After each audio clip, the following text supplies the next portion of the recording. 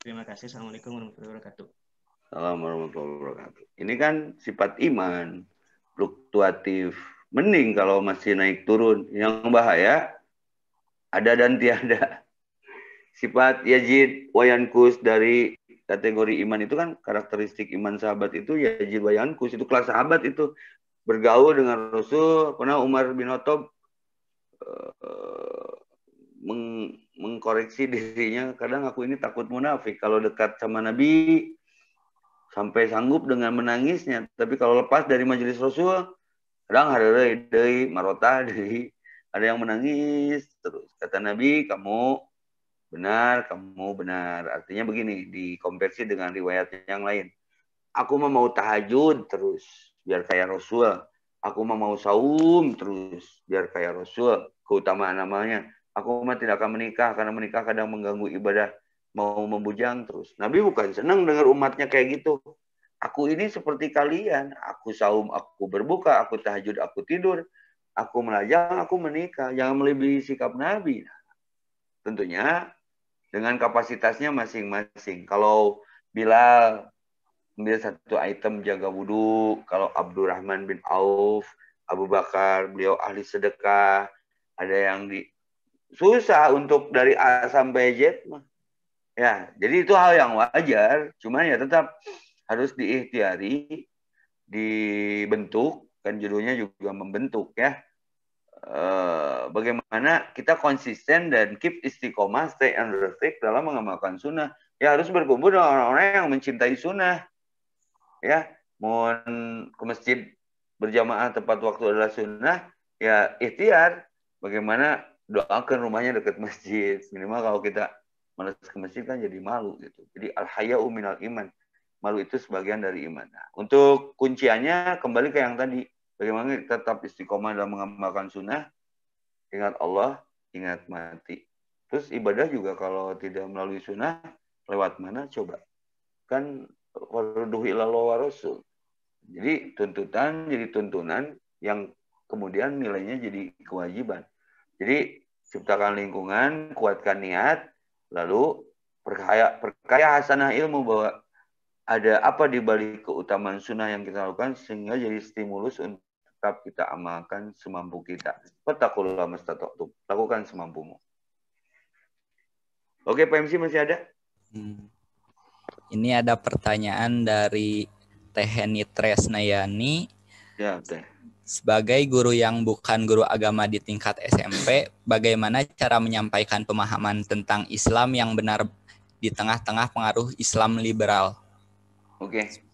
Bagaimana memahamkan pemahaman Islam yang benar di tengah keadaan yang berbau sekuler dan liberal. Nah, ini dakwah kita nih. Jadi entong loba pidato, aya nama loba contoh. Saya sering ngobrol dengan orang ateis, dengan orang liberal. Eleh nama ku contoh, ku amal anu karasa, terasa sama dia itu heuhnya. Di mana eta dasarna tadi?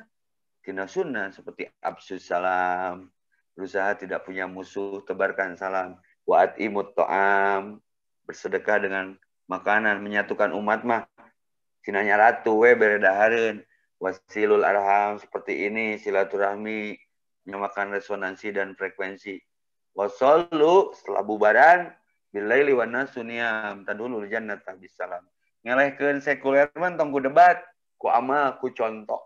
Karena hati tidak bisa bohong.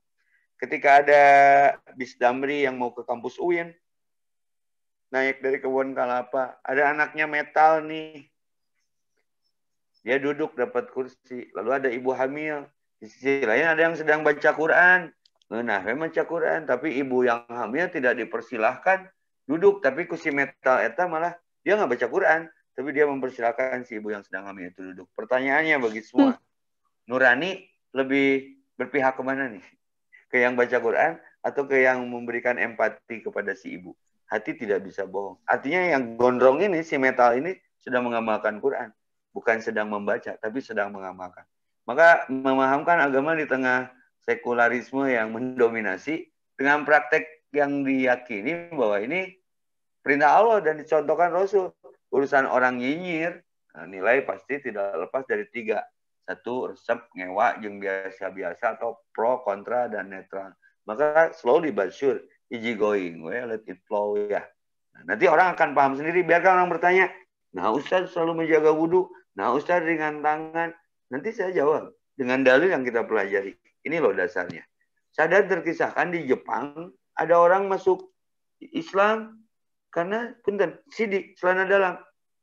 Ditelusuri, nah celana dalamnya mah tidak berbau pesing. Si tukang laundry teh tulaten gitu.